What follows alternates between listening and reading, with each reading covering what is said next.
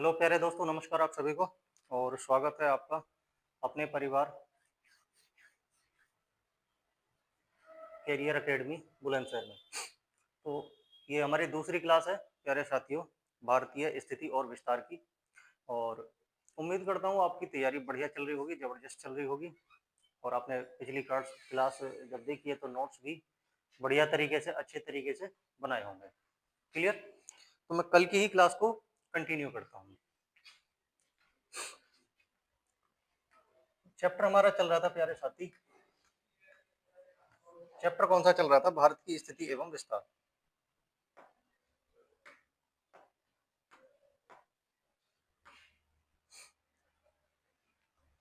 भारत की स्थिति एवं विस्तार। भारत की स्थिति एवं विस्तार। भारत की स्थिति एवं विस्तार। Indian location and extension. Indian location and extension. Indian location and extension.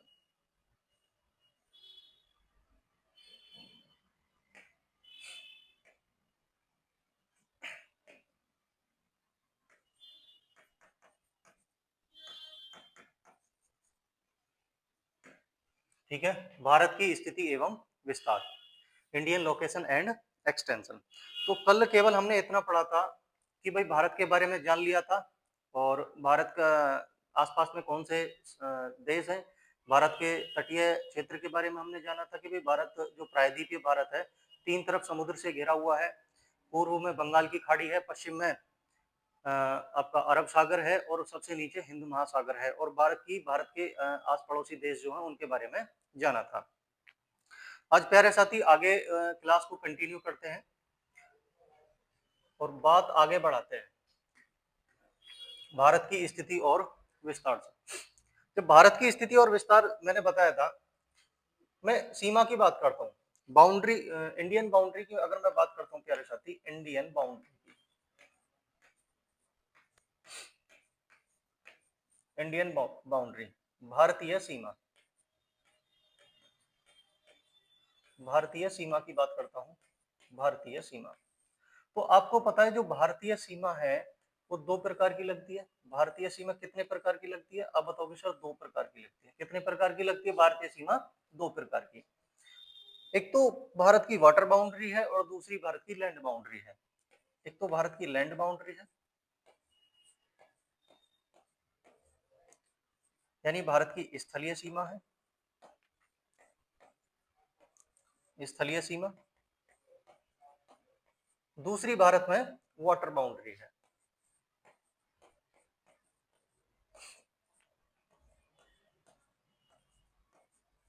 Water boundary है, जलीय सीमा है।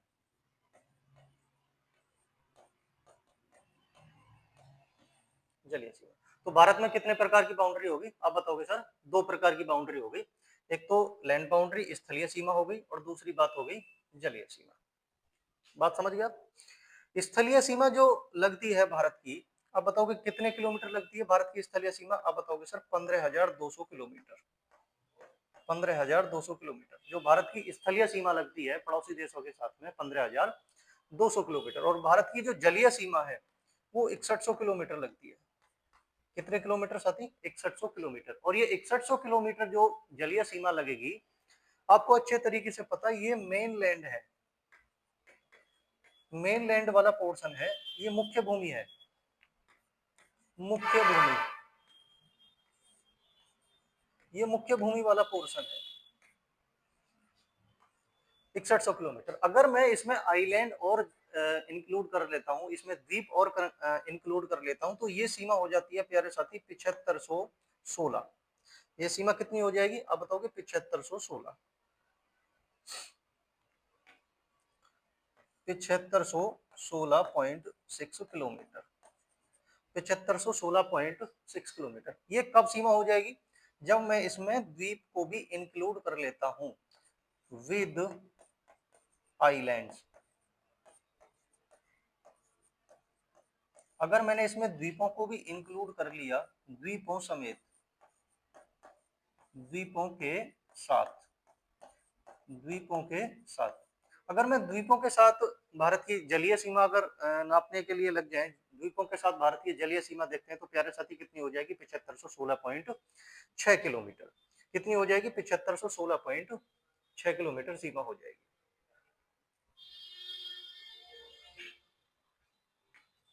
अगर मैं दोनों सीमाओं को जोड़ दूं, 7516 जोड़ दिया और 15200 मैंने जोड़ दिया, तो टोटल बाउंड्री कितनी हो जाएगी, तो आप बताओगे साथी, टोटल बाउंड्री हो जाएगी 22,716.6 किलोमीटर।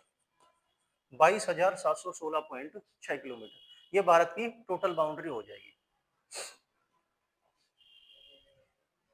बिल्कुल ठीक चमक रहा है, मैं पीछे देखने के लिए गया था, वीडियो रिकॉर्ड हो रही है, बढ़िया तरीके से नहीं हो रही है। तो 22,716.6 किलोमीटर भारत की क्या हो जाएगी, आप बताओगे भारत की टोटल सीमा हो जाएगी।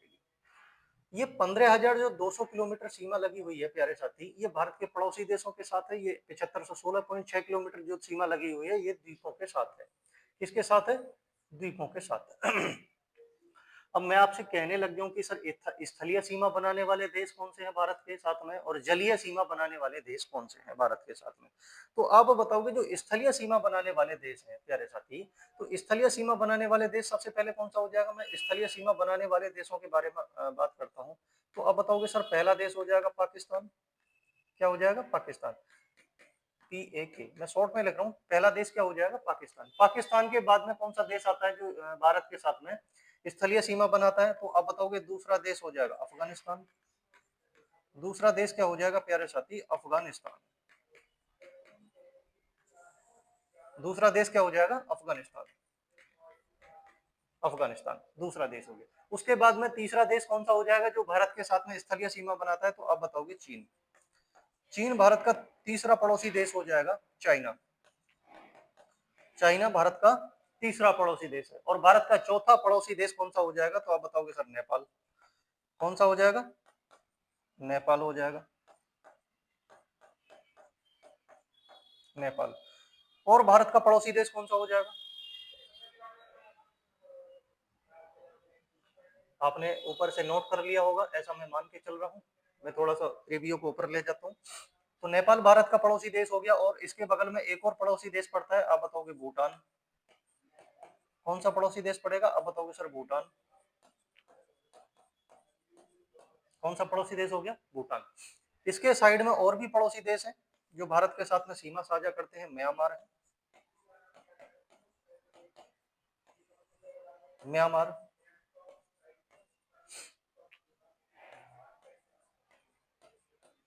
और एक और पड़ोसी देश है जो भारत के साथ में स्थलीय सीमा बनाता है, और दैट इज बांग्लादेश। बांग्लादेश। और वो कौन सा पड़ोसी देश है, आप बताओगे सर बांग्लादेश। कौन सा पड़ोसी देश है, बांग्लादेश।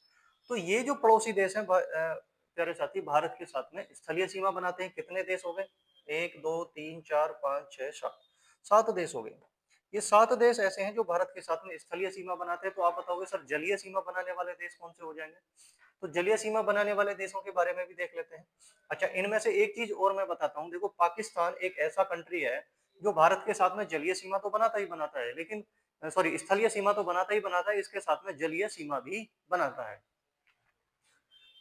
पहले उन देशों के बारे में चर्चा कर लेते हैं जो केवल जलीय सीमा बनाते हैं, और फिर चर्चा करेंगे हम ऐसे देशों के बारे में जो भारत में जलीय और स्थलीय दोनों तरीके की सीमाएं बनाते हैं। तो यहाँ से आप देखोगे प्यारे साथी, इस जलीय सीमा बनाने वाले देश कौन से हो जाएंगे, तो आप बताओगे जलीय सीमा बनाने वाले जो देश हो जाएंगे प्यारे साथी, पहला ही देश हो जाएगा श्रीलंका। कौन सा हो जाएगा, श्रीलंका। श्रीलंका, श्रीलंका देश हो जाएगा जो भारत के साथ में जलीय सीमा बनाता है। दूसरा पड़ोसी देश कौन सा हो जाएगा, आप बताओगे सर मालदीव। दूसरा पड़ोसी देश हो जाएगा सर मालदीव। मेरे साथ ही स्पेलिंग में अगर कोई मिस्टेक आ जाए तो एक बार देख लेना। अगर स्पेलिंग में, हालांकि मैं सुधारने की कोशिश करूंगा और ज्यादातर सही मिलेंगे, लेकिन कोई एक आधा स्पेलिंग मिस्टेक हो जाए तो देख लेना। जीएस के टीचर हैं, अपना इसमें स्पेलिंग मिस्टेक एक बार ऊपर नीचे कई बार हो भी जाती है, तो देख लेना प्यारे साथी। उसके लिए मैं आपसे सॉरी बोलता हूँ उसके लिए।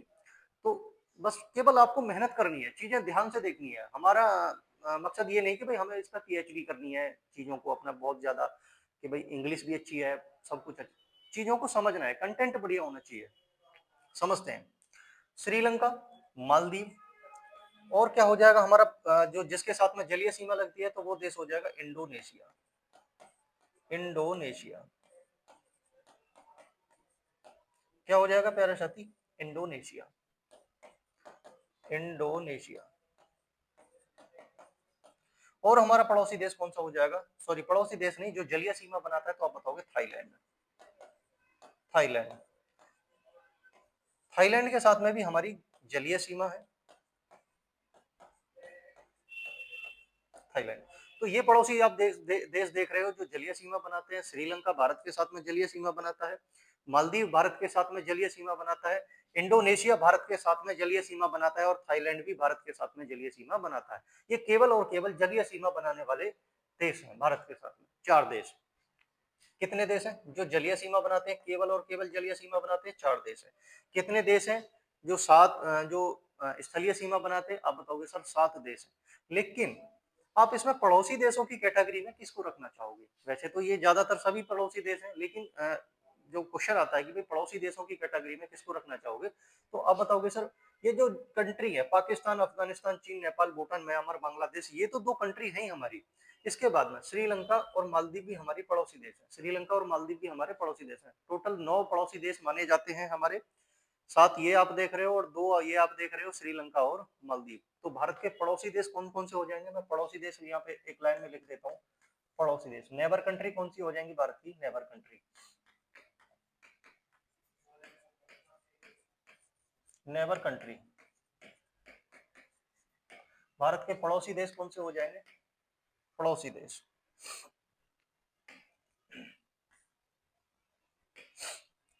पड़ोसी देश।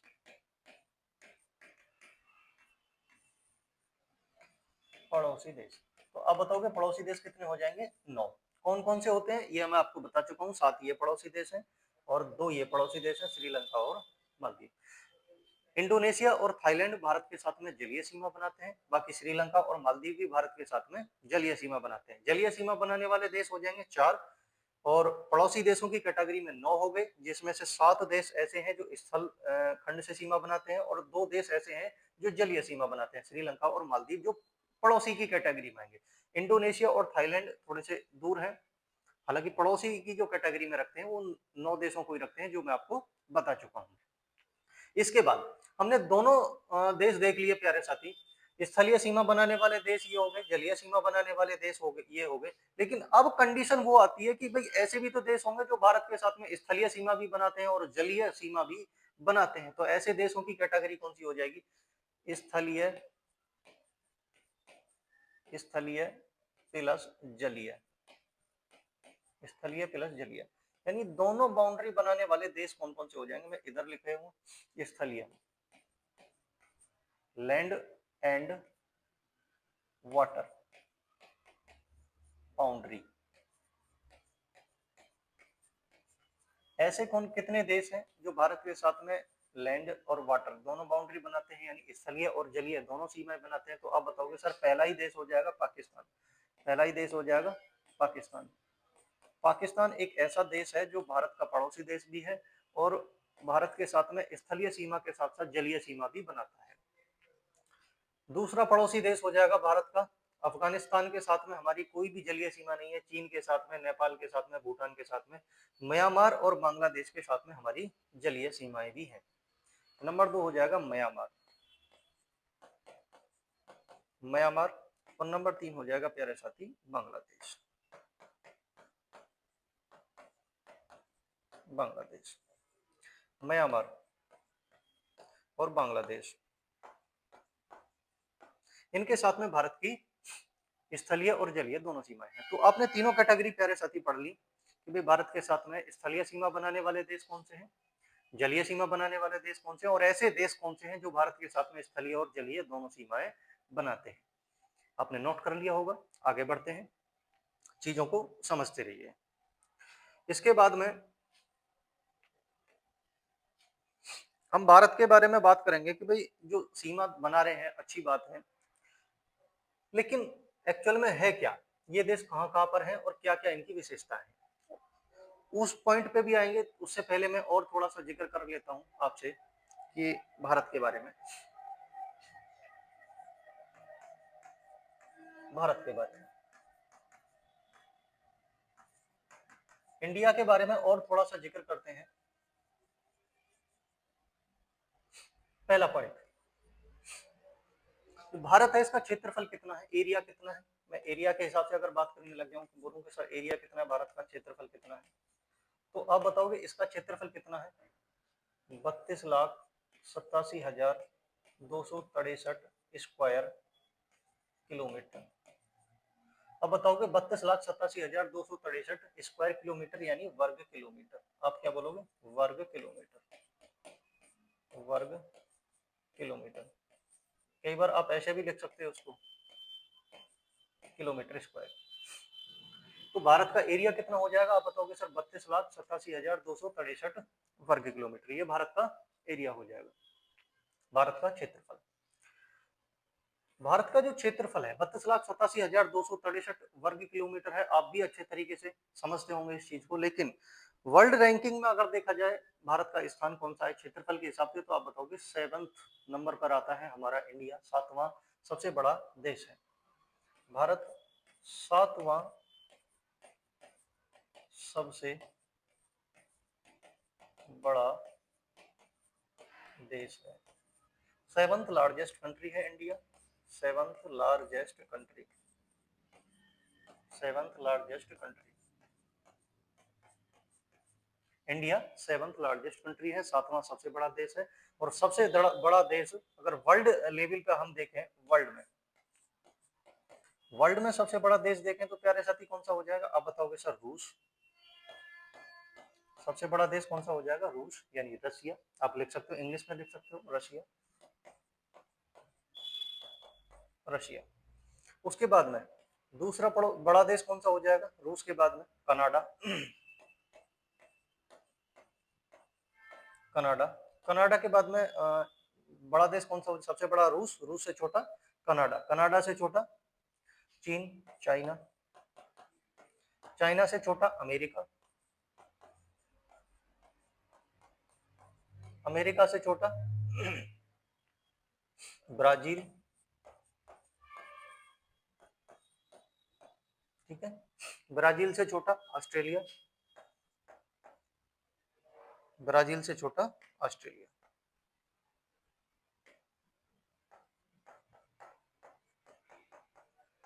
ब्राजील से छोटा ऑस्ट्रेलिया, ऑस्ट्रेलिया की स्पेलिंग गलत हो तो लिख देना भाई, ब्राजील से छोटा ऑस्ट्रेलिया। और ये 6 हो गए, 6 के बाद में हमारा आ जाता है इंडिया यानी भारत, इंडिया। सबसे बड़ा देश रूस, उससे छोटा कनाडा, उससे छोटा चाइना, उससे छोटा अमेरिका, उससे छोटा ब्राजील, उससे छोटा ऑस्ट्रेलिया, और 7वें नंबर पर अपना आ जाएगा इंडिया।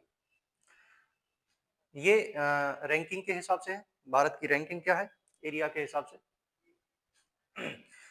लेकिन अगर मैं बात करता हूं कि भाई भारत क्षेत्रफल के हिसाब से तो 7वां सबसे बड़ा देश है, लेकिन जो भारत की भूमि है, वर्ल्ड की भूमि का कितना परसेंट है, जो वर्ल्ड में भूमि है उसका कितना परसेंट भाग है, तो आप बताओगे 2.4%, ठीक है ना। तो वर्ल्ड में जितनी भी जमीन है, जितना भी स्थल खंड है, संपूर्ण स्थल खंड का, संपूर्ण स्थल खंड का, स्थल खंड का 2.4% है,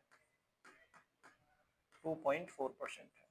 यानी भारत के पास में जो लैंड है, जो जमीन है, वो टोटल लैंड की जितनी भी संपूर्ण भूमि है उसका कितना परसेंट भारत के पास में, आप बताओगे सर 2.4% भारत के पास में, भारत के पास में 2.4% जमीन है, जबकि वर्ल्ड की 7.5%, लगभग 17.5% जनसंख्या यहाँ पर निवास करती है। जमीन तो इतनी थोड़ी है, केवल विश्व की जमीन का 2.4% हिस्सा ही भारत के पास में, लेकिन जनसंख्या देखो आप, 17.5% जनसंख्या भारत में अकेले निवास कर रही है, 17.5%, 7.5% population population of the world, world की 17.5% जनसंख्या अकेले कहां पर निवास करती है? अब बताओगे सर भारत में निवास करती है। कहां पर निवास करती है? भारत में निवास करती है। इतनी बात क्लियर होगी? चलो,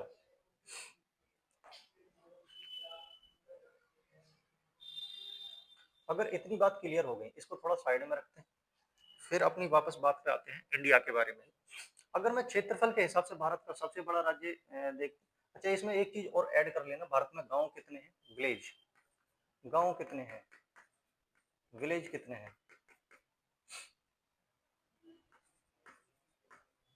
विलेज, भारत में गांव की संख्या कितनी हो जाएगी? अब बताओगे सर 6,41,000, 6,41,000। भारत में टोटल गांव कितने? 6,41,000। अब मैं बात आता हूँ अपनी बात पर, जो मैं कह रहा था कि भारत का सबसे बड़ा राज्य कौन सा है क्षेत्रफल की दृष्टि से? क्षेत्रफल में बात करता हूँ मैं, क्षेत्रफल में, क्षेत्रफल में यानी एरिया में, एरिया के हिसाब से मैं बात कर रहा हूँ। भारत का सबसे बड़ा राज्य कौन सा है एरिया के हिसाब से? एरिया के हिसाब से सबसे बड़ा राज्य, बिगेस्ट स्टेट। क्षेत्रफल के हिसाब से सबसे बड़ा राज्य कौन सा हो जाएगा? अब बताओगे सर राजस्थान।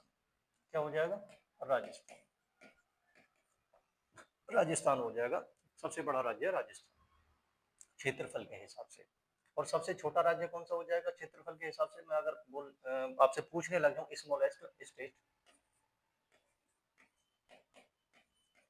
स्मॉलेस्ट स्टेट क्षेत्रफल के हिसाब से सबसे छोटा राज्य कौन सा हो जाएगा? तो अब बताओगे क्षेत्रफल के हिसाब से सबसे छोटा राज्य हो जाएगा सर गोवा। ये बेसिक सी नॉलेज है, आपको अच्छे तरीके से पता भी होगा, लेकिन जब आप प्रॉपर तरीके से नोट्स बना रहे हो तो सारी चीजें ही लिखो, मैं ये समझता हूँ। ये तो क्षेत्रफल के हिसाब की बात हो गई। अब मैं बात करता हूँ आपसे जनसंख्या के हिसाब की, पॉपुलेशन के हिसाब से। पॉपुलेशन के हिसाब से बात करता हूँ, जनसंख्या के हिसाब से बात करता हूँ, जनसंख्या के हिसाब से। आप बोलोगे सर जनसंख्या के हिसाब से जो भारत का सबसे बड़ा राज्य है, सबसे बड़ा राज्य, जनसंख्या के हिसाब से भारत का सबसे बड़ा राज्य, बिगेस्ट स्टेट कौन सा हो जाएगा according to population? Biggest state according to population कौन सा हो जाएगा? आप अपना ही स्टेट बताओगे भैया, उत्तर प्रदेश। उत्तर प्रदेश कौन सा हो जाएगा? उत्तर प्रदेश। जनसंख्या के मुकाबले में हम अग्रणी चल रहे हैं, आगे चल रहे हैं। जनसंख्या के हिसाब से सबसे छोटा राज्य कौन सा हो जाएगा भारत का? सबसे छोटा राज्य जनसंख्या के हिसाब से, सबसे छोटा राज्य जनसंख्या के हिसाब से सबसे छोटा राज्य कौन सा हो जाएगा? स्मॉलेस्ट स्टेट कौन सा हो जाएगा? Smallest state according to population. आप बताओगे जनसंख्या के हिसाब से सबसे छोटा राज्य हो जाएगा सिक्किम। कौन सा हो जाएगा? सिक्किम। बात क्लियर आ गई समझ में? क्षेत्रफल के हिसाब से हमने बात कर ली, जनसंख्या के हिसाब से बात कर ली, केवल राज्यों की। अभी तक बात किसकी की है? केवल राज्यों की। अभी मैं बात करता हूं जिले की। अभी जो बात करता हूं मैं किसकी बात करता हूं? डिस्ट्रिक्ट की, डिस्ट्रिक्ट की बात करता हूं, जिले की बात करता हूं। जिले की बातें दोनों हिसाब से करेंगे हम, क्षेत्रफल के हिसाब से भी देखेंगे और पॉपुलेशन के हिसाब से भी देखेंगे, जनसंख्या के हिसाब से भी देखेंगे, जनसंख्या के हिसाब से भी देखेंगे, पॉपुलेशन के हिसाब से भी देखेंगे। ठीक है, जनसंख्या के हिसाब, सॉरी पहले क्षेत्रफल के हिसाब से देख लेते हैं। क्षेत्रफल के हिसाब से सबसे बड़ा जिला कौन सा हो जाएगा? भारत का सबसे बड़ा जिला क्षेत्रफल के हिसाब से आप बताओगे कच्छ। कच्छ ये कहां पर पड़ता है? कच्छ। आप बताओगे गुजरात का ही एक जिला है कच्छ, जो क्षेत्रफल के हिसाब से सबसे बड़ा है, सबसे बड़ा। सबसे बड़ा जिला कौन सा हो जाएगा क्षेत्रफल के हिसाब से? आप बताओगे गुजरात का कच्छ वाला जो जिला है वो क्षेत्रफल के हिसाब से सबसे बड़ा है। दलदली भाग है, लूनी नदी इसमें जाकर सूख जाती है, राजस्थान के अरावली पर्वत से निकलती है लूनी नदी और कहां पर जाकर सूख जाती है? गुजरात के कच्छ में। समुद्र तट उसे नसीब नहीं होता है। किस नदी को? लूनी नदी को। तो गुजरात का जो कच्छ है ये कैसा भाग है? आप बताओगे सर एक दलदली भाग है। कैसा भाग है? एक दलदली भाग है। दलदली भाग है। और यहाँ की जो मिट्टी है वो भी कैसी पाई जाएगी? दलदली मिट्टी पाई जाएगी। दलदली भाग है। अगर दलदली भाग है तो यहाँ पर किसकी खेती की जाएगी? दलदली भाग जहाँ पर भी होता है क्योंकि पानी की प्रचुर मात्रा वहां पर पाई जाती है, तो दलदली भाग में कैसी खेती की जाएगी? जिसमें पानी की रिक्वायरमेंट हो ऐसी खेती की जा सकती है। जैसे जूट की खेती की जा सकती है, इसमें इसमें सिंगाड़ा की खेती की जा सकती है, इसमें मखाने की खेती की जा सकती है। मेरी बात समझ रहे हो आप लोग? तो आप मुझे बताइए, जूट, सिंगाड़ा और मखाना, इन तीनों की खेती ज्यादा सॉरी ज्यादा नहीं पाई जा कहाँ जाती है? आप बताओगे गुजरात के कच्छ में पाई जाती है। हालांकि अलग स्टेटों में भी होती है। जैसे मखाने की खेती की मैं बात करूं, जूट की खेती की बात करूं, बिहार में भी होती है, पश्चिम बंगाल में भी होती है, केरल में भी होती है। केरल में दलदली मिट्टी पाई जाती है, बिहार में दलदली मिट्टी पाई जाती है, पश्चिम बंगाल में दलदली मिट्टी पाई जाती है। तो सभी जगह पर पाई जाती है, लेकिन गुजरात में भी पाई जाती है। मेरे कहने का मतलब केवल यहाँ पर इतना है। बात समझ में आ गई? तो यानी क्षेत्रफल के हिसाब से सबसे बड़ा जिला कौन सा हो जाएगा? आप बताओगे गुजरात का कच्छ। और क्षेत्रफल के हिसाब से सबसे छोटा जिला कौन सा हो जाएगा?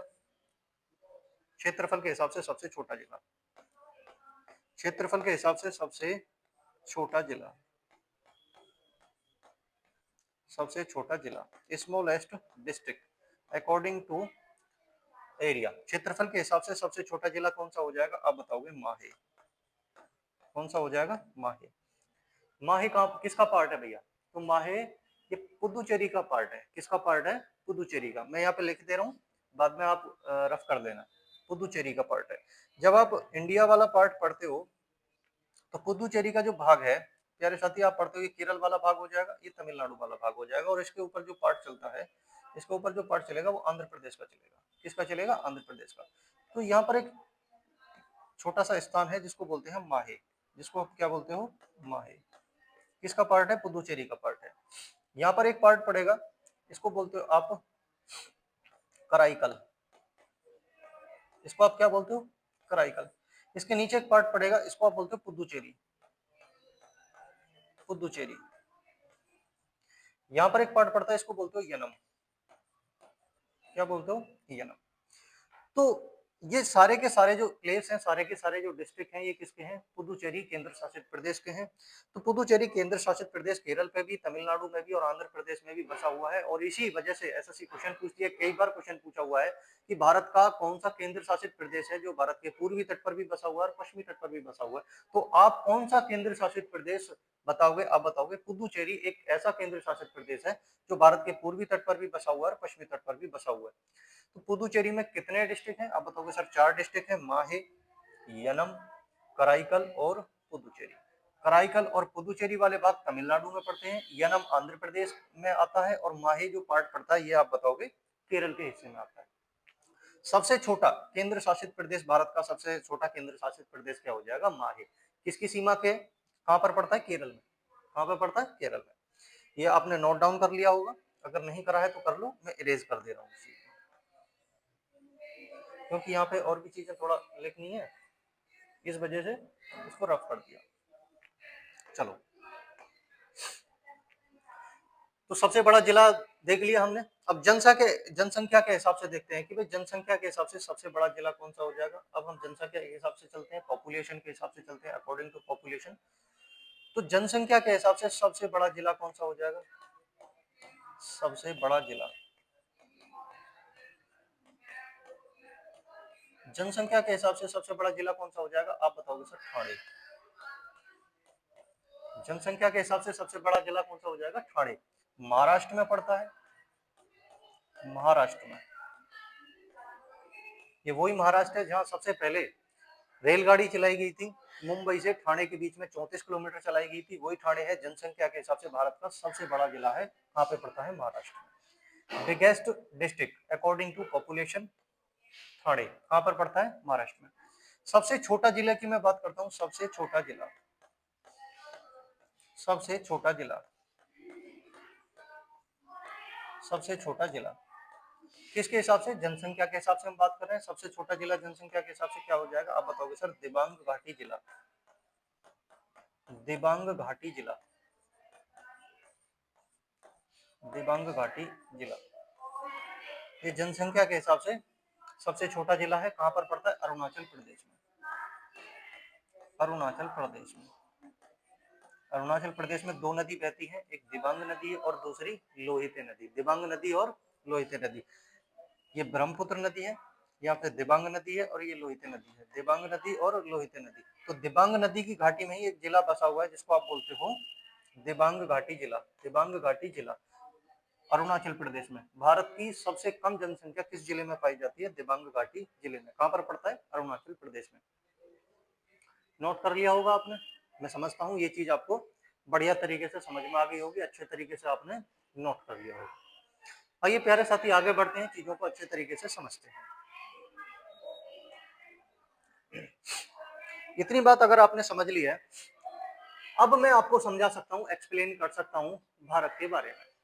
देखिए, भारत की जो पड़ोसी देश हैं उनके बारे में अगर मैं जिक्र करने लग जाऊं, भारत की पड़ोसी देशों के बारे में, एक एक सेकंड, गेट बंद कर दो।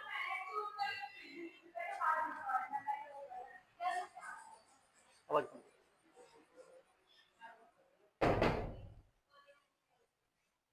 हाँ ठीक, प्यारे साथी, बच्चे शोर कर रहे थे। तो भारत के अगर मैं बारे में बात करने लग जाऊं, तो यहाँ से भारत के बारे में डिस्कशन स्टार्ट कर देते हैं, अपने इंडिया के बारे में।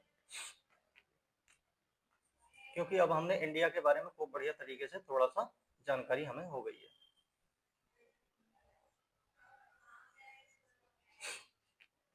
ये है जी अपना इंडिया, ये जो पार्ट है,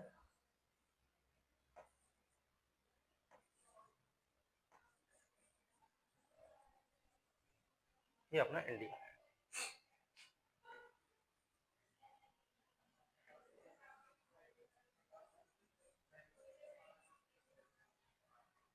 इंडिया, यहाँ पर जो पार्ट आप देख रहे हो प्यारे साथी, ये जो पार्ट है, ये कौन सा पार्ट है? ये है पार्ट पाकिस्तान वाला। कौन सा पार्ट है? पाकिस्तान। ये हमारा कौन सा पड़ोसी देश है? पाकिस्तान। एक एक करके अब हमें इन पड़ोसी देशों को पढ़ना है, इनके बारे में जानकारी हासिल करनी है। चलो थोड़ा सा ठीक है। पाकिस्तान, बात करते हैं पाकिस्तान के बारे में। हेडिंग डालिए पाकिस्तान। पाकिस्तान, पाकिस्तान के बारे में चर्चा करते हैं।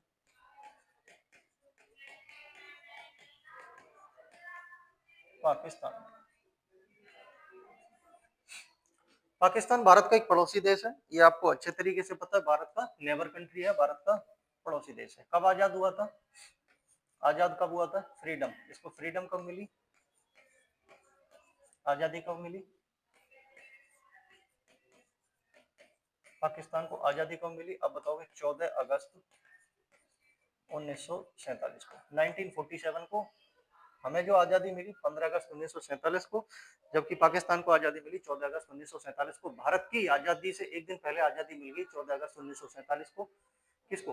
पाकिस्तान को। इसलिए 14 अगस्त 1947 को, 14 अगस्त को क्या मनाया जाता है? पाकिस्तान का स्वतंत्रता दिवस मनाया जाता है। और भारत का स्वतंत्रता दिवस, इंडिपेंडेंस डे, कब मनाया जाता है? 15 अगस्त को मनाया जाता है। बात समझ में आ गई? ठीक। भारत का पड़ोसी देश है। दूसरी बात, अगर पड़ोसी देश है तो भारत के कितने स्टेट हैं जो पाकिस्तान के साथ में सीमा साझा करते हैं? तो आप बताओगे सबसे पहला क्या हो जाएगा? गुजरात। सबसे पहला क्या हो जाएगा? गुजरात। दूसरा सर, यहाँ से एक स्टेट निकलता है जिसको आप बोलते हो राजस्थान। क्या बोलते हो? राजस्थान। ये गुजरात हो जाएगा, ये राजस्थान हो जाएगा। यहाँ स्टेट जो लगता है ये पंजाब वाला स्टेट है, PNB, पंजाब। यहाँ से स्टेट अलग हो गया। ये जो स्टेट है सारे साथी जम्मू कश्मीर है, जम्मू एंड कश्मीर। ये जो स्टेट अलग हो जाएगा, ये लद्दाख वाला पार्ट है। कौन सा पार्ट है? ये जो स्टेट है प्यारे साथी, ये है लद्दाख। कौन सा पार्ट है? लद्दाख। तो कितने स्टेट यहाँ से लगते हैं? अब बताओगे? गुजरात, राजस्थान, पंजाब, इनकी सीमा लगती है जम्मू कश्मीर और लद्दाख। जम्मू कश्मीर पहले एक राज्य हुआ करता था, लेकिन 2019 अधिनियम के तहत जम्मू कश्मीर को डिवाइड करके दो केंद्र शासित प्रदेश बना दिए गए, लद्दाख और जम्मू कश्मीर।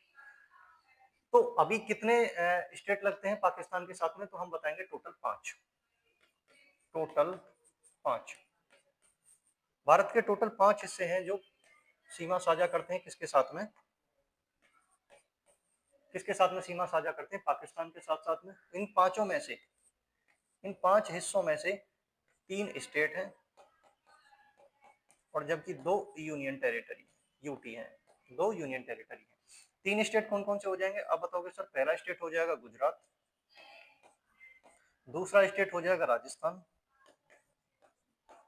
तीसरा स्टेट हो जाएगा Punjab, PNB Punjab. 2 union territory में आप किसका नाम लोगे? पहली यूनियन टेरिटरी हो जाएगी सर जम्मू कश्मीर, जम्मू एंड कश्मीर, और दूसरी यूनियन टेरिटरी ही कौन सी हो जाएगी? लद्दाख। दूसरी यूनियन टेरिटरी कौन सी हो जाएगी? लद्दाख। तो टोटल 5 राज्य हैं जो लगते हैं। राज्य क्या भाग बोल सकते हो, तो भारत के केवल 5 भाग हैं जो पाकिस्तान के साथ में सीमा साझा करते हैं। इतनी बात समझ में आ गई? क्लियर। चलो बात आगे बढ़ाते हैं। और पाकिस्तान के साथ साथ में हम क्या पढ़ सकते हैं? पाकिस्तान की राजधानी इस्लामाबाद है और मुद्रा क्या है, इसकी करेंसी क्या है? पाकिस्तानी रुपया। आपको बहुत अच्छे तरीके से पता होगा, मुझे लिखाने की भी जरूरत नहीं है। थोड़ा सा डिटेल में चर्चा करते हैं ये पाकिस्तान वाले पार्ट को, और इनको अच्छे तरीके से पढ़ेंगे हम। ये इंडिया का जो मैप है, मैं केवल अगर इसको जूम करने के बाद में बनाऊं तो कैसा दिखेगा, वो पार्ट हम बनाते हैं यहाँ पे। ठीक है, अभी के लिए मैं क्या कर लेता हूँ, ये भाग मैंने इरेज कर लिया, मान के चलो ये भाग मैंने इरेज कर लिया। कुछ चीजें हैं जो यहाँ विस्तार से पढ़नी है, उसके लिए मैं आपके लिए दोबारा से मैप ड्रॉ करूंगा। देखिए मैं इस चीज को थोड़ा सा ऐसे बनाता हूँ जैसे मैंने ये चीज जूम कर ली है, जैसे मैंने ये चीज जूम कर लिया। अब इस तरीके से समझिए, आपको ऐसा महसूस होगा जैसे ये चीज मैंने जूम कर ली है। इंडिया का मैप मैंने जूम कर लिया है, क्योंकि मुझे यहाँ कुछ हिस्से समझाने हैं। ये पाकिस्तान का सॉरी भारत का गुजरात वाला हिस्सा आ जाएगा यहाँ पे। अब जहाँ पर गुजरात वाला जो हिस्सा आया हुआ है सर, यहाँ पे एक प्रॉब्लम ये है कि ये जो हिस्सा है इस तरीके से है, यहाँ पे एक नैरो स्पेस है, और इस नैरो स्पेस को आप क्या बोलते हो? इस नैरो स्पेस को आप बोलते हो क्रीक। क्या बोलते हो? क्रीक।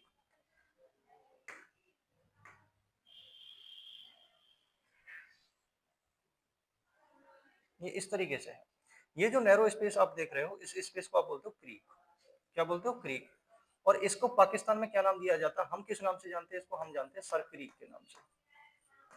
सर क्रीक के नाम से जानते हैं। भारत पाकिस्तान के बीच में एक विवादित स्थल है ये sir creek.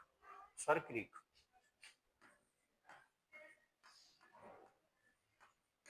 Sir creek Bharat Pakistan के बीच में क्या है? एक विवादित स्थल है सर क्रीक। समझेंगे सर क्रीक के बारे में।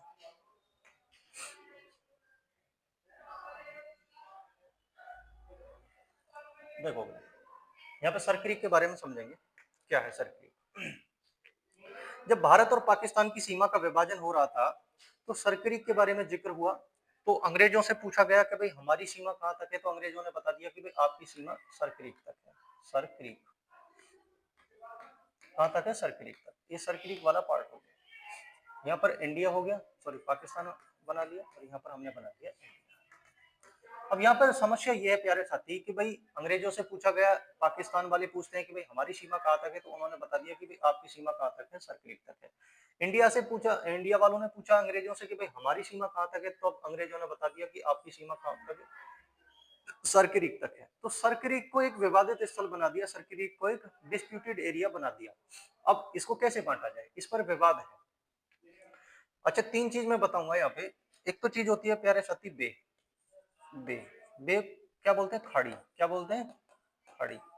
अगर जमीन का कोई ऐसा टुकड़ा है कि जिसके चारों तरफ स्थलीय खंड आया हुआ हो, जैसे मान के चलो ये मैंने समुद्र का पार्ट बना लिया। क्या बना लिया? कोई समुद्र का पार्ट, और ये बहुत विशाल क्षेत्र में है, बहुत विशाल क्षेत्र में है।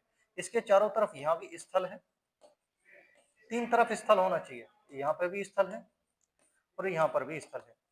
अगर इसके 3 तरफ स्थल है, लैंड पार्ट है 3 तरफ, इधर भी इधर भी इधर भी, और बीच में समुद्र वाला पार्ट घिरा हुआ है, तो ये जो समुद्र वाला पार्ट है अगर ये बड़े लेवल में है, बहुत विशाल क्षेत्र में, तब इसको क्या बोलेंगे? खाड़ी। तब इसको क्या बोलेंगे? खाड़ी बोलेंगे। यही क्षेत्र में छोटे में बना लूं, छोटे एरिया में, इतने एरिया में मैंने बना लिया भैया, ये भी 3 तरफ से घिरा हुआ है, यहाँ पर लैंड है, यहाँ पर भी जमीन है, यहाँ पर भी जमीन है, समुद्र का ये भाग है, यहाँ पर पानी भरा हुआ है, तब इसको क्या बोलेंगे? गल्फ। तब इसको क्या नाम देंगे सर? गल्फ, खाड़ी। तब मैंने क्या नाम दे दिया इसको? गल्फ नाम दे दिया, खाड़ी नाम दे दिया।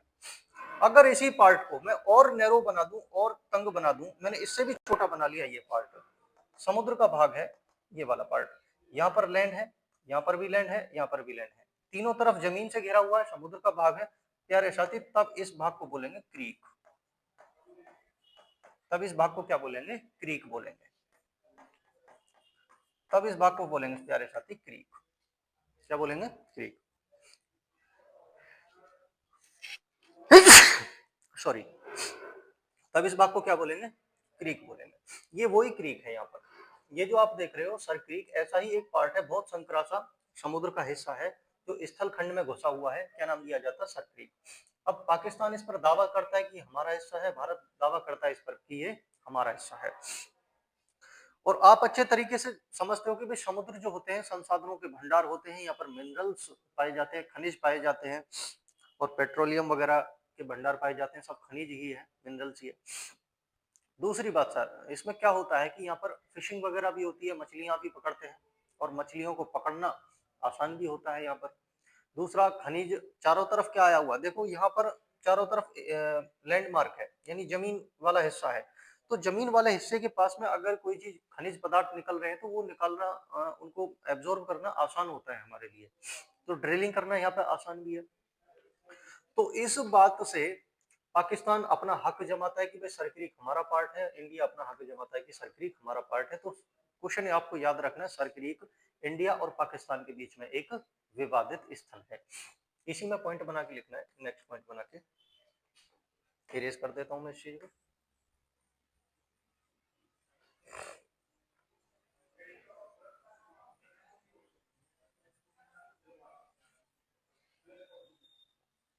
देखो प्यारे साथियों, सरक्रीक के बारे में, सरक्रीक क्या है? एक विवादित स्थल है। पॉइंट बना के लिखोगे सरक्रीक। सरक्रीक भारत व पाकिस्तान के बीच में,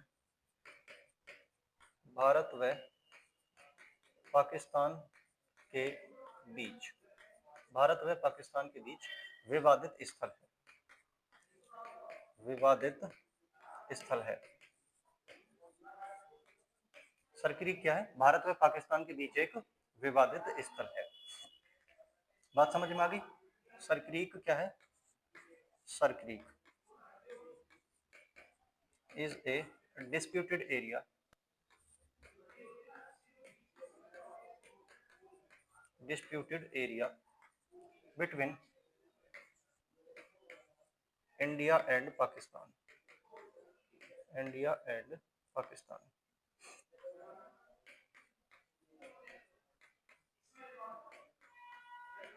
India and Pakistan. Sir Creek is a disputed area between India and Pakistan. बात समझ में आ गई?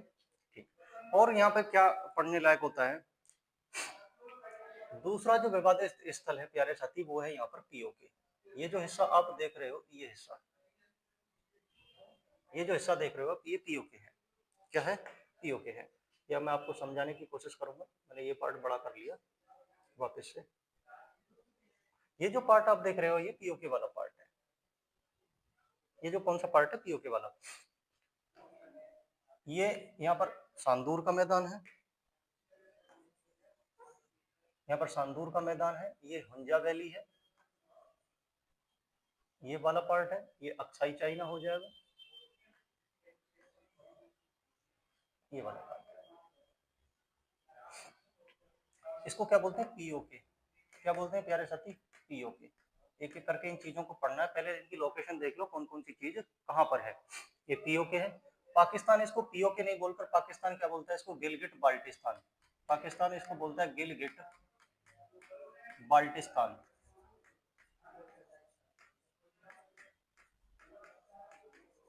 गिलगिट बाल्टिस्तान वाला क्षेत्र बोलता है इसको। ये इतना भाग जो है ये पीओके है। इसके नीचे वाला जो पार्ट है ये है सर आजाद कश्मीर, आजाद कश्मीर। ये जो पार्ट है ये क्या है? आजाद कश्मीर। ये जो पार्ट लिख लिया प्यारे साथी, आजाद कश्मीर, ये ऊपर वाला जो भाग है ये क्या है? पीओके। पाकिस्तान इसको गिलगिट बाल्टिस्तान बोलता है, गिलगिट बाल्टिस्तान।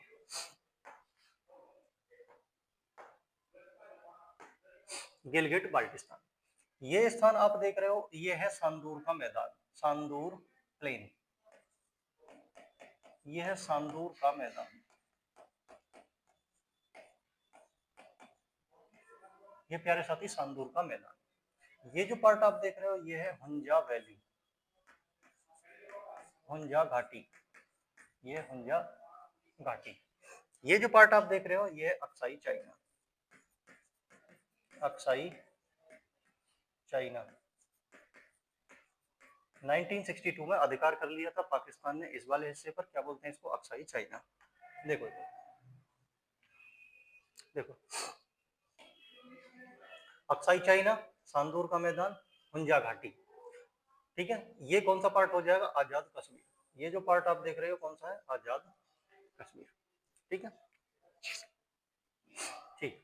ये जो पार्ट आप देख रहे हो इसके बाद में ये जो भाग हो जाएगा, ये पीओके और इसके आजाद कश्मीर के बीच में ये जो पार्ट है प्यारे साथी, इसको बोलते हैं एलओसी।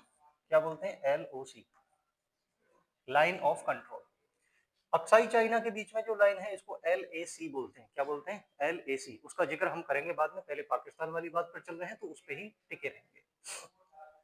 फिर से प्रीव्यू को छोटा करो और चीजों को पढ़ेंगे, लिखना स्टार्ट करेंगे, चीजों को लिखना स्टार्ट करें। यहाँ पे देखो, पाकिस्तान वाले पॉइंट में लिखना स्टार्ट करेंगे, पाकिस्तान वाले क्षेत्र में ही।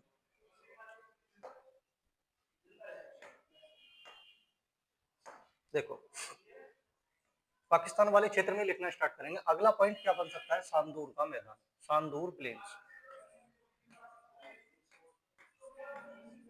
सांदूर प्लेन्स, सांदूर का मैदान,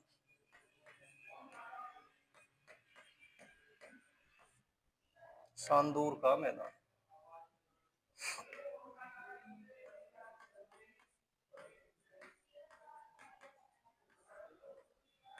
सांदूर का मैदान, सांदूर का मैदान ये इतना चर्चा में क्यों है और मैंने लिखा क्यों है कि भाई सांदूर का मैदान, ये इतना भाव क्यों मैं दे रहा हूँ उसको, क्योंकि सांदूर के मैदान में ही है world highest polo ground. Sandur के मैदान में ही लोकेटेड है world's highest polo ground, world's highest polo ground, विश्व का सबसे ऊंचा पोलो मैदान, विश्व का सबसे ऊंचा,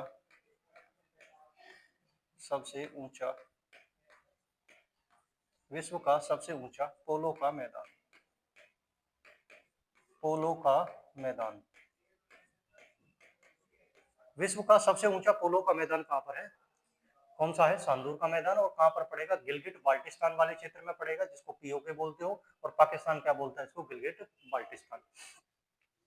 ये है हुंजा घाटी। क्या है, हुंजा घाटी। नंबर सेकंड, अगला पॉइंट बच्चे लिखोगे, हुंजा घाटी, हुंजा वैली, हुंजा वैली, हुंजा घाटी,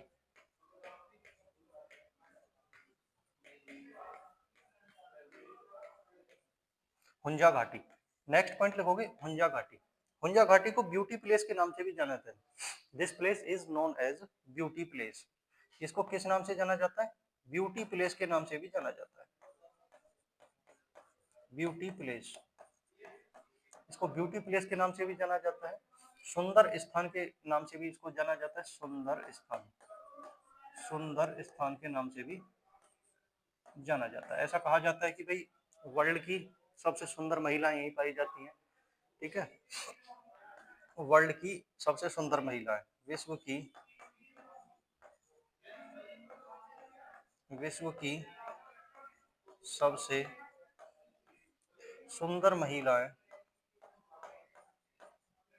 सुंदर महिलाएं पाई जाती हैं, पाई जाती हैं। विश्व की सबसे सुंदर महिलाएं पाई जाती हैं। यहाँ पर क्या होता है, विश्व की सबसे सुंदर महिला पाई जाती हैं, ऐसा कहा जाता है। इसीलिए इसको क्या नाम जानते हैं, ब्यूटी प्लेस के नाम से जानते हैं, सुंदर स्थान के नाम से जानते हैं इसको। ठीक है ना, और इसी को बोलते हैं, हुंजा वैली को ही क्या बोलते हैं, blue point of earth, blue point of earth, blue point of earth, पृथ्वी का नीला केंद्र, पृथ्वी का नीला केंद्र। इसलिए इसको क्या कहा जाता है, पृथ्वी का नीला केंद्र कहा जाता है। बात समझ में आ गई? इसी क्या कहा जाता है इसको, पृथ्वी का नीला केंद्र कहा जाता है। बात करते हैं अब प्यारे साथी एलओसी के बारे में, एलओसी के बारे में। एलओसी ये आप देख रहे हो लाइन, मैं बड़ा करके दिखाता हूँ आपको, अगर नहीं देखा है तो। एलओसी, पीओके और भारत के बीच में जो लाइन ड्रॉ खींची गई है इसको क्या बोलते हैं, एलओसी। क्या बोलते हैं, एलओसी बोलते हैं। पीओके और भारत के बीच में जो लाइन ड्रॉ की गई है इसको क्या बोलते हैं, एलओसी। लिखना स्टार्ट कीजिए, एलओसी। एलओसी की फुल फॉर्म क्या हो जाएगी, line of control, line of control. LOC की फुल फॉर्म क्या हो जाएगी, लाइन ऑफ कंट्रोल, नियंत्रण रेखा। हिंदी में इसको क्या बोलेंगे प्यारे साथी, नियंत्रण रेखा। क्या बोलेंगे इसको, नियंत्रण रेखा।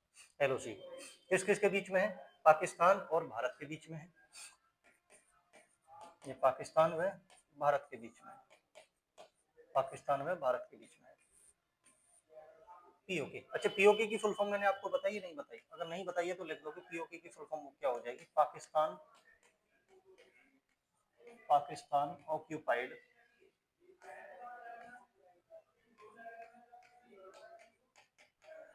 कश्मीर, पाकिस्तान ऑक्यूपाइड कश्मीर, पाक अधिकृत कश्मीर, पाक अधिकृत, पाक अधिकृत कश्मीर। इसकी फुल फॉर्म क्या हो जाएगी, पाक अधिकृत कश्मीर। ठीक है, चलो पेन चेंज कर लेते हैं भाई।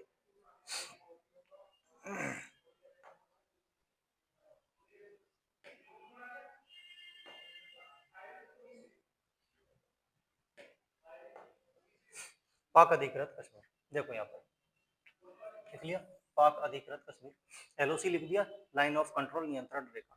एलओसी पर ही एक नदी बहती है, ठीक है, एलओसी पर ही एक नदी बहती है और उस नदी का नाम क्या बच्चे, किशन गंगा रिवर, किशन गंगा नदी, किशन गंगा नदी, किशन गंगा नदी, Kishan Ganga river, Kishan Ganga river, Kishan Ganga river. ये देख रहे हो आप, ये एलओसी वाला जो पार्ट है एलओसी के साथ साथ बहती है, Kishan Ganga river, Kishan Ganga river. Kishan Ganga river को दो पार्ट में बांटते हैं, क्योंकि जो पीओके वाला क्षेत्र है, अगर आप यहाँ देखोगे, ये एलओसी वाला भाग है, एलओसी वाले भाग पर यहाँ पर साथ साथ में एक नदी जो बहती है किशन गंगा रिवर, इस तरीके से बहती है किशन गंगा रिवर, दोनों पर साथ साथ। तो अगर आप यहाँ पर खड़े होकर देखोगे तो इधर के लोग, पाकिस्तान के लोग चमकेंगे पीओके वाले, और यहाँ पर खड़े होकर देखोगे, इधर की तरफ देखोगे तो यहाँ पर भारत के लोग हैं। तो किशन गंगा जो रिवर है, इसके एक तरफ पाकिस्तान वाले किशन गंगा नदी, एक तरफ क्या दिखेगा, पाकिस्तान वाले लोग दिखेंगे, और दूसरी तरफ कौन दिखेगा, भारत वाले लोग दिखेंगे। एक तरफ तो पाकिस्तान के लोग दिखेंगे,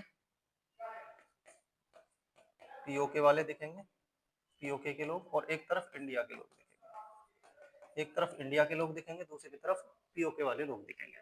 बात समझ में आ गई, किशन गंगा रिवर। पीओके में इसको क्या कहा जाता है, नीलम रिवर के नाम से जाना जाता है, नीलम रिवर,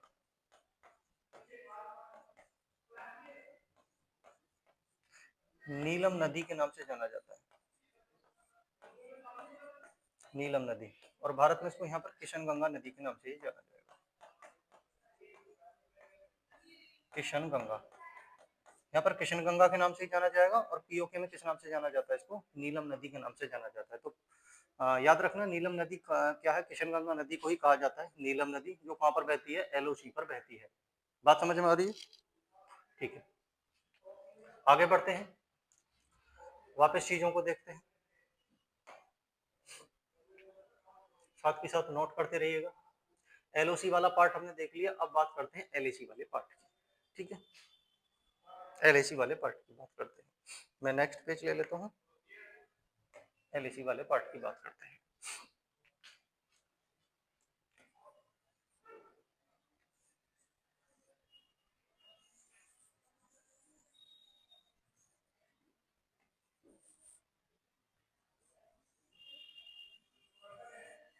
देखो इधर देखोगे, एलएसी वाले पार्ट की बात करते हैं।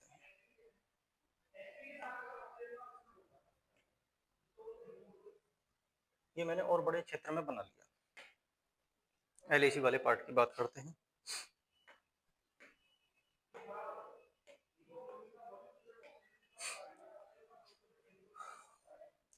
ये जो क्षेत्र आप देख रहे हो प्यारे साथी, ये है अक्साई चाइना।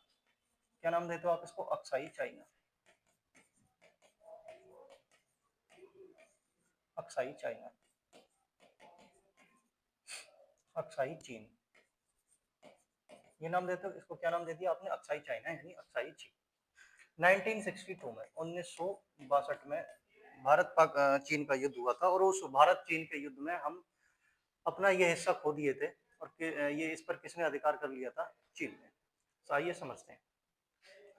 ये जो हिस्सा आप देख रहे हो, ये कौन सा देश है? आप बताओगे सर नेपाल है। कौन सा देश है? नेपाल। इसके ऊपर एक देश हुआ करता था नॉर्थ में, जिसको आप बोलते थे तिब्बत। क्या बोलते थे? तिब्बत। और तिब्बत के ऊपर हुआ करता था चीन। तिब्बत के ऊपर हुआ करता था चीन। अब एक्चुअल में होता क्या था? झगड़ा इस बात पर था कि भाई नेपाल वाले जो लोग थे दबाव बनाते थे तिब्बत वाले लोगों पर। आए दिन इनका झगड़ा होता रहता था, आए दिन पीट देते थे ये नेपाल वाले लोग, क्योंकि एक टाइम पे इनकी भी सल्तनत थी भैया। एक टाइम पे नेपाल एक ऐसा देश है जो आज तक किसी का गुलाम नहीं हुआ।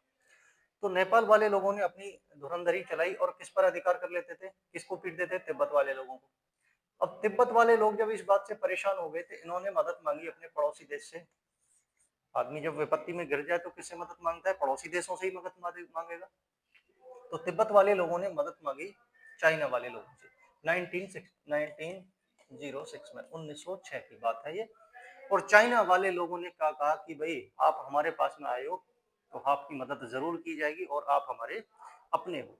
ऐसा कहने के बाद में चाइना ने कह दिया नेपाल से कि भाई इनकी तरफ आंख उठाकर देखने की जरूरत नहीं है, क्योंकि अब ये हमारे लोग हैं और इनकी जमीन भी हमारी है। और तिब्बत, अब चीन की जो सीमा है यहाँ तक नहीं फैलकर तिब्बत की सीमा तक फैलती है। जहाँ तक तिब्बत की सीमा थी वहां तक अपना एरिया बता दिया चीन ने कि भाई यहाँ तक हमारे एरिया, और कब्जा कर लिया 1906 में चाइना ने तिब्बत पर। ठीक है, तो पहला पॉइंट चीन पढ़ रहे हैं हम, चीन के बारे में, चाइना के बारे में। दूसरा पड़ोसी देश है हमारा, हमने पहले किसके बारे में पढ़ा था? पाकिस्तान के बारे में। और दूसरा पड़ोसी देश हम ले रहे हैं चाइना।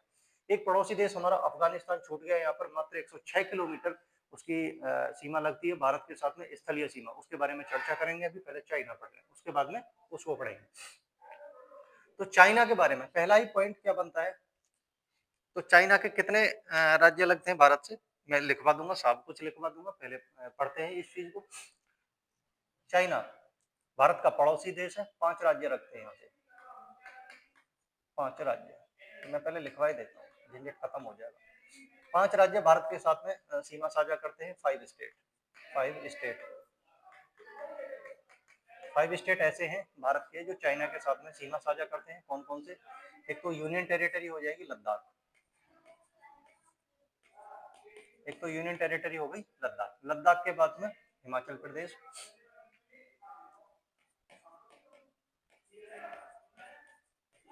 हिमाचल प्रदेश।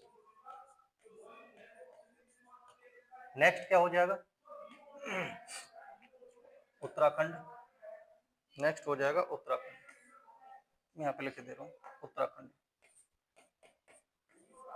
उत्तराखंड। नेक्स्ट क्या हो जाएगा? लद्दाख हो गया, हिमाचल प्रदेश हो गया, उत्तराखंड हो गया। नेक्स्ट उधर आ जाएगा सिक्किम, सिक्किम और अरुणाचल प्रदेश, अरुणाचल प्रदेश। ये हैं जो भारत के साथ में सीमा साझा करते हैं। लद्दाख एक यूनियन टेरिटरी हो जाएगी। लद्दाख क्या है? एक यूनियन टेरिटरी है जो चीन के साथ में सीमा साझा करती है। हिमाचल प्रदेश, उत्तराखंड, सिक्किम और अरुणाचल प्रदेश, ये 5 राज्य हैं जो भारत के साथ, सॉरी, चीन के साथ में सीमा साझा करते हैं। बात समझ में आ गई? और फिर अब मैं उसी बात पे लौट के आता हूँ जहां से मैंने बात स्टार्ट की थी, नेपाल। नेपाल वाले लोग पीट देते थे तिब्बत वालों को, तिब्बत ने मदद मांगी चीन से जाकर, और चीन ने बहला फुसला कर कि भाई आप हमारे अपने हो, 1906 में कब्जा कर लिया चीन पर। पॉइंट बना के लिखोगे, चाइना चाइना ने 1906 में 1906 में 1906 में ऑक्यूपाइड कर लिया। ऑक्यूपाइड कर लिया किसको? ऑक्यूपाइड कर लिया भैया, तिब्बत को। तिब्बत को अधिकार कर लिया, तिब्बत को अपने अधिकार में ले लिया। तिब्बत को अपने अधिकार में ले लिया।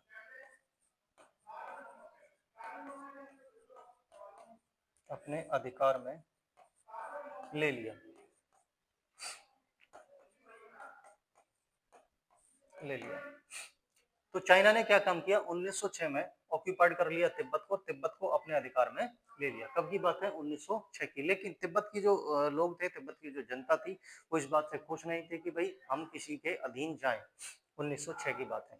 और 1912 में 1912 में 1912 में जैसे ही डेथ होती है किसकी? Ruler of Tibet. डेथ हुई ruler of Tibet, ruler of Tibet. Tibet के शासक की जैसे ही डेथ हो जाती है 1912 में, तो उसके बाद में जो तिब्बत की जो जनता थी, तिब्बत की जनता ने अपने आप को स्वतंत्र घोषित कर दिया कि भाई हम किसी के अधीन नहीं है। 1912 में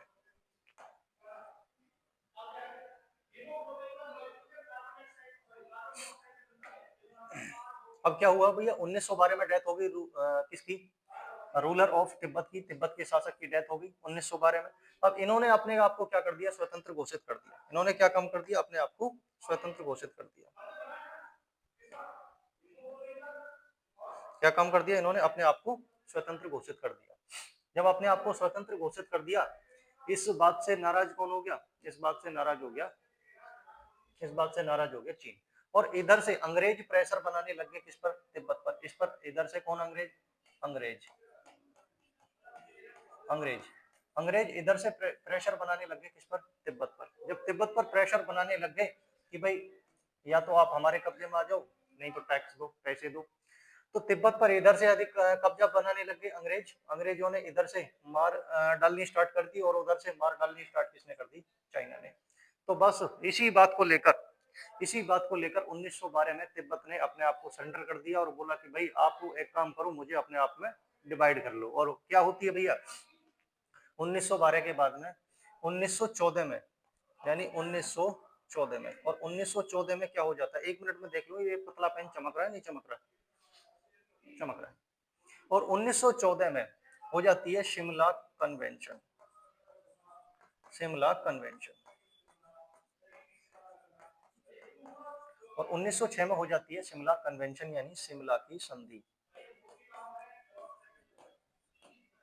शिमला की संधि। और 1906 में क्या हो जाता है भैया? शिमला की संधि। 1906 में क्या हो जाता है? शिमला की संधि।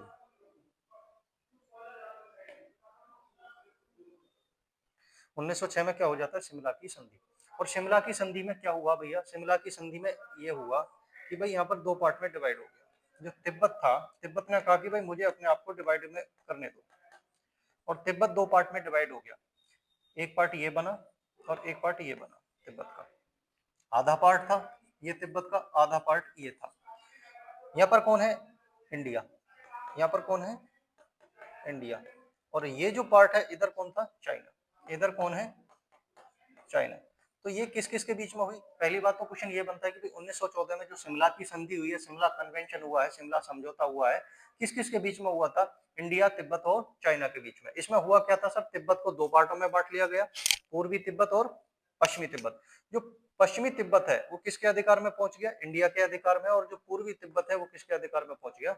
चाइना के अधिकार में पहुंच गया। लेकिन डिसअपॉइंटेड हो गया चाइना, इस बात से भी नाखुश हो गया चाइना की भाई मेरा तो पूरा अधिकार था किसी टाइम पर, लेकिन अब तो मुझे आधा ही मिल रहा है। तो डिसअपॉइंटेड हो गया, नाराज हो गया। एग्री नहीं हुआ कौन? एग्री नहीं हुआ कौन? चीन। और वो मौके की तलाश में लग गया। संधि हो गई, संधि पर हस्ताक्षर किसके हुए? तिब्बत के हस्ताक्षर हुए। शिमला की संधि पर किसके हस्ताक्षर हो गए? तिब्बत के हस्ताक्षर हो गए। और यहीं से जब तिब्बत के हस्ताक्षर हो गए तो एक लाइन ड्रॉ खींची गई और उस लाइन का नाम था मैकमोहन लाइन। उस लाइन का क्या नाम था प्यारे साथी? मैकमोहन लाइन, मैकमोहन रेखा, मैकमोहन रेखा। किन दो देशों के बीच में खींची गई? आप बताओगे सर ये रेखा खींची गई भारत और तिब्बत के बीच में, भारत व तिब्बत के बीच में। ये रेखा किन दो देशों के बीच में खींची गई? भारत व तिब्बत के बीच में। तो ये रेखा पर जो साइन है बच्चे, वो रेखा पर साइन है केवल तिब्बत के। जो चीन है वो आज भी साफ इनकार कर देता है कि भाई मैं जो मैकमोहन रेखा है उसको मानता ही नहीं। कहते हैं कि भाई मैकमोहन रेखा भारत के अरुणाचल प्रदेश और चाइना के बीच में है। तो लेकिन इस बात को मानने से साफ इनकार कर देता है चाइना। वो बोलता है कि भाई मेरा तो मैकमोहन रेखा से कोई लेना देना है ही नहीं। वो बताता है कि भाई मेरी जो सीमा है, मेरी तो सीमा यहाँ से है। वो अरुणाचल प्रदेश वाले पार्ट को भी अपना बताता है, क्योंकि बोलता है कि मेरी सीमा यहाँ तक जा रही है। जबकि मैकमोहन रेखा कहाँ पर है? ये है मैकमोहन रेखा, मैकमोहन लाइन, ये है मैकमोहन लाइन, मैकमोहन रेखा, ये है मैकमोहन रेखा। किन दो देशों के बीच में है? भारत और चीन के बीच में है। लेकिन आज भी नहीं मानता है चीन। इसको बोलता है कि भाई मेरी लाइन, इस पे कोई मेरा लेना देना है ही नहीं। ये तो अरुणाचल प्रदेश वाला जो आधा पार्ट है ये भी मेरा है, ऐसा अधिकार जमाता है। तो शिमला की संधि किन देशों के बीच में हुई थी? 3 देशों के बीच में हुई थी, इंडिया, तिब्बत और चाइना के बीच में। क्या हुआ था सर इसमें? तिब्बत दो पार्ट में डिवाइड हो गया। पूर्वी तिब्बत चला गया चाइना के अधिकार में और पश्चिमी तिब्बत किसके अधिकार में चला गया? इंडिया के अधिकार में। लेकिन डिसअपॉइंटेड कौन हो गया? चाइना। बोला कि भाई मैं इस बात से, अपने मन में उसने मान लिया कि मैं इस बात से एग्री नहीं हूं, क्योंकि कभी तो मेरे किसी टाइम पर पूरा तिब्बत मेरे अधिकार में था। और बस खोज करने लगा और उसको मौका मिला 1959 में, ठीक है ना, 1959 में, ठीक है ना। उसको मौका कब मिला? 1959 में। 1959 में उसने फिर से पूरे तिब्बत पर अधिकार कर लिया। उसको मौका कब मिला? 1959 में। पॉइंट बना के लिखोगे, मैं इधर कर लेता हूँ साइड में, ठीक है ना, यहाँ पे देखोगे। मौका मिला उसको 1959 में, 1959 में। 1959 में एक बार फिर से चाइना ने, चीन ने अधिकार कर लिया, अधिकार कर लिया तिब्बत पर, तिब्बत पर। 1959 में एक बार चीन ने फिर से अधिकार कर लिया, फिर से अधिकार कर लिया किस पर? तिब्बत पर। लेकिन इस बार क्या हुआ कि तिब्बत का जो शासक था वो भागकर कहां पर आ गया? भारत में आ गया। कहां पर आ गया? भारत में। यहाँ का जो रूलर था, रूलर, वो भागकर कहां पर आ गया? भागकर, वो भागकर कहां पर आ गया? भारत में। और बस चीन को ये बात पसंद नहीं आई। चीन सोचने लगा कि भारत के साथ मिलकर मेरे पे हमला नहीं कर दे या कल को कोई अनहोनी ना हो जाए। और बस इसी बात को लेकर चीन ने अधिकार कर 1962 में, 1962 में अपना युद्ध छेड़ दिया। और जो कहलाता है, जो क्या कहलाता है? Indo China war. क्या कहलाता है? Indo China war. ये क्या कहलाता है? इंडो चाइना वार, भारत चीन युद्ध। क्या कहलाता है? भारत चीन युद्ध, भारत चीन युद्ध। किन दो देशों के बीच में हुआ था? भारत और चीन के बीच में। और इसी युद्ध में हम अपना ये जम्मू कश्मीर वाला जो पार्ट है ये गवा बैठे थे 1962 में, जिसको आप बोलते हो अक्साई चाइना। इस पर अधिकार कर लिया था चीन ने। किसने अधिकार कर लिया था इस पर? चीन ने। बात समझ में आ गई? तो अक्साई चाइना वाला जो क्षेत्र है ये विवादित है, चीन अपना बताता है। बात समझ में आ गई? और इसी के पास में खींची गई है LAC, LAC, LAC, यानी LAC जो अक्साई चाइना और जो भारत वाला जो पार्ट है ये अक्साई चाइना है, ये है अक्साई चाइना, अक्साई चीन, और ये है भारत। अक्साई चीन और भारत। अक्साई चीन और भारत के बीच में जो लाइन खींची गई है उसी को आप क्या बोलते हो? LAC। उसी को आप क्या नाम देते हो? LAC। LAC की फुल फॉर्म क्या हो जाएगी? तो LAC की फुल फॉर्म हो जाएगी sir line of actual control, line of actual control.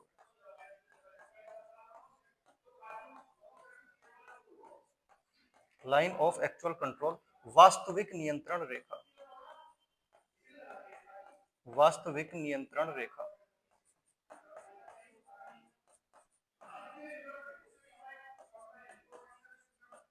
वास्तविक नियंत्रण रेखा किस किस के बीच में है ये? भारत और पाकिस्तान, सॉरी पाकिस्तान बार बार याद आ जाता है, भारत और चीन के बीच में LAC, वास्तविक नियंत्रण रेखा। और क्या क्या यहाँ पर विवादित स्थल है एक बार देखेंगे, एक बार विवादित स्थल को देखेंगे और क्या क्या यहाँ पर विवादित स्थल है।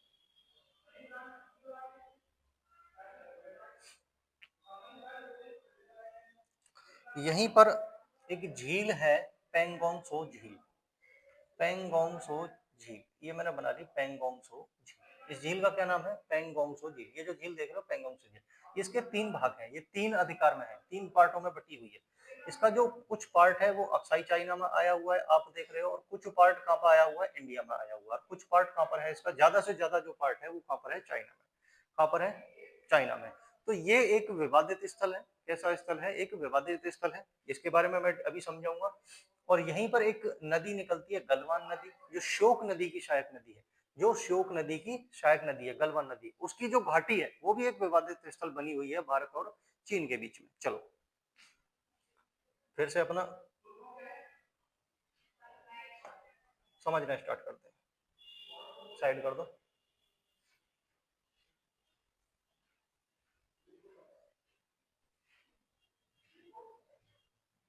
साइड कर दिया, ठीक है, साइड कर दिया। फिर से अपना समझना स्टार्ट करते हैं।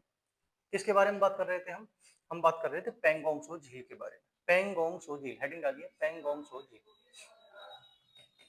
पेंगोंग सो झील।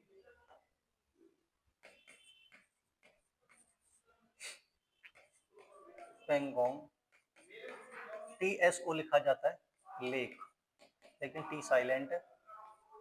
पेंगोंग सो झील, पेंगोंग सो झील,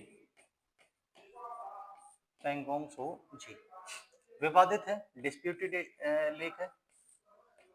आप लिखोगे डिस्प्यूटेड लेक है, डिस्प्यूटेड लेक है, विवादित झील है, विवादित झील है।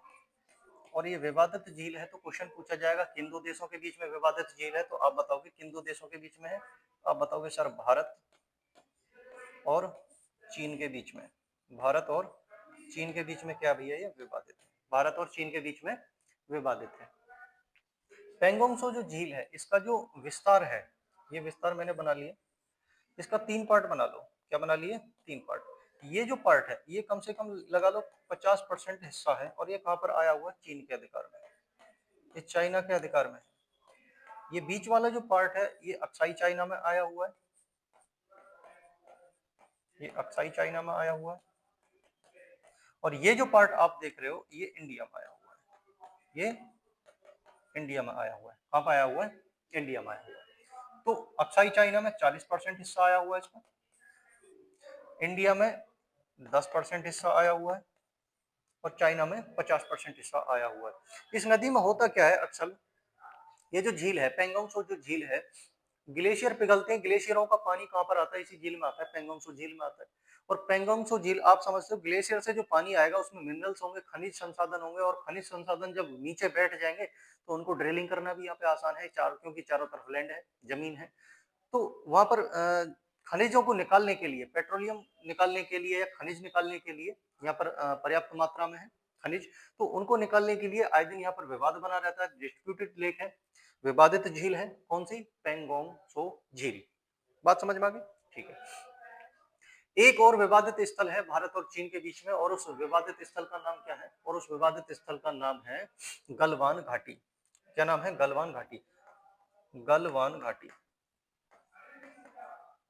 गलवान घाटी। ये और विवादित स्थल है भारत और चीन के बीच में, गलवान घाटी। एक्चुअल में क्या है कि ये मैंने ग्लेशियर बना दिया। कौन सा ग्लेशियर बना दिया? आप बताओगे ये है सियाचिन ग्लेशियर। कौन सा बना दिया? सियाचिन ग्लेशियर। आप बताओगे सर ये सियाचिन ग्लेशियर है, सियाचिन, CHIN, सियाचिन ग्लेशियर है। तो सियाचिन ग्लेशियर से कौन सी नदी निकलती है? यहाँ एक इसकी जीभ भी है, इसको बोलते हैं नुब्रा, इसको बोलते हैं Rimo glacier, Rimo glacier, Rimo glacier. Siachen glacier किस पर्वतमाला पर है? आप बताओगे काराकोरम पर्वतमाला पर है। ट्रांस हिमालय के 3 पार्ट है, काराकोरम, लद्दाख और जास्कर, हिमालय वाले पार्ट में पड़ेंगे। तो सियाचिन ग्लेशियर की जीभ है रीमो ग्लेशियर, और रीमो ग्लेशियर जब पिघलता है, तो रीमो ग्लेशियर जब पिघलता है तो एक नदी निकलती है यहाँ से, और उस नदी का नाम है श्योक नदी। क्या नाम है? श्योक नदी। ये श्योक नदी होगी, श्योक नदी। और ये श्योक नदी लास्ट में जाकर किस में मिल जाती है? सिंधु नदी में। ये कोई बड़ी नदी आती है सिंधु नदी, इसमें मिल जाती है श्योक नदी। श्योक नदी की एक सहायक नदी है जो अक्साई चाइना से निकलती है, और इसी झील इसी नदी का नाम है बच्चे गलवान झील, सॉरी गलवान नदी, गलवान नदी, गलवान रिवर। गलवान रिवर कहाँ से निकलती है? अक्साई चाइना से निकलती है। देखो देखो बड़े उसमें देखोगे एक पार्ट है, ये सियाचिन ग्लेशियर है। सियाचिन ग्लेशियर का ही एक आगे पार्ट है रीमो ग्लेशियर।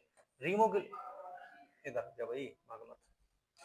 रीमो ग्लेशियर को कहा जाता है सियाचिन ग्लेशियर की जीवा भी कहा जाता है रीमो ग्लेशियर को। रीमो ग्लेशियर जब पिघलता है तो वहां से कौन सी नदी निकलती है? श्योक नदी निकलती है। और सियाचिन ग्लेशियर जब पिघलता है तो वहां से नुब्रा नदी निकलती है। कौन सी नदी निकलती है? नुब्रा नदी निकलती है। और नुब्रा नदी की घाटी से ही होकर जब भारतीय सेना सियाचिन ग्लेशियर जाती है तो नुब्रा नदी की घाटी से होकर ही जाती है।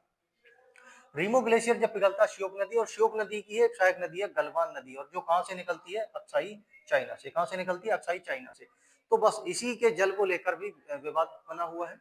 इस नदी की जो घाटी है ये गलवान नदी है, और गलवान नदी की जो घाटी हो जाएगी वो भी विवादित हो जाएगी। किस किस के बीच में? गलवान घाटी किस किस के बीच में विवादित है? ये डिस्प्यूटेड है,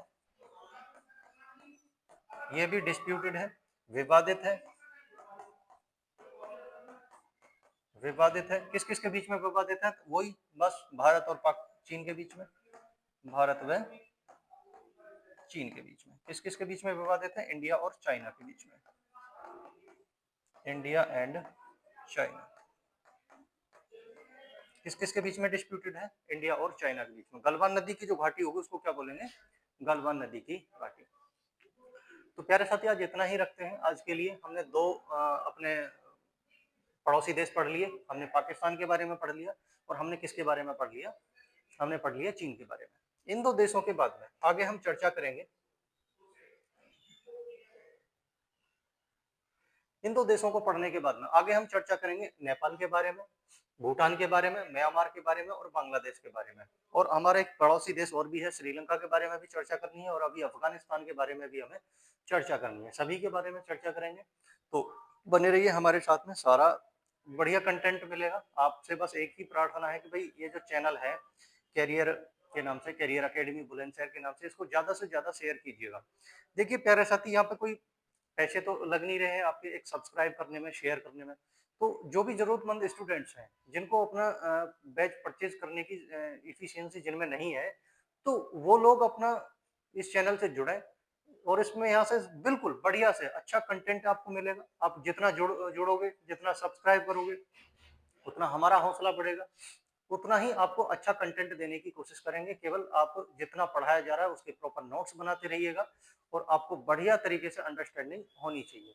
यदि मेरे पढ़ाने में कोई भी कमी आती है, कई बार कोई मिस पॉइंट मेरे से हो जाता हो, या कई बार कुछ भी आपको समझने में दिक्कत आती हो, मैपिंग कम चल रही हो कि भाई मैं आपको मैप के माध्यम से ज्यादा पढ़ना है, कंसेप्ट के माध्यम से ज्यादा पढ़ना है, या जैसी भी आपके रिव्यू हो, आपके पढ़ाने में जैसी भी कमी लग रही हो, आप अपना कमेंट में दीजिएगा। हम पूरी कोशिश करेंगे कि भाई आपको बेहतर से बेहतर कंटेंट दे सके।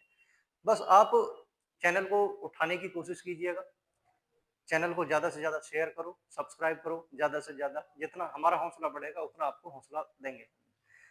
ठीक है, बहुत बढ़िया तरीके से तैयारी करोगे। नमस्ते, बस, थैंक यू।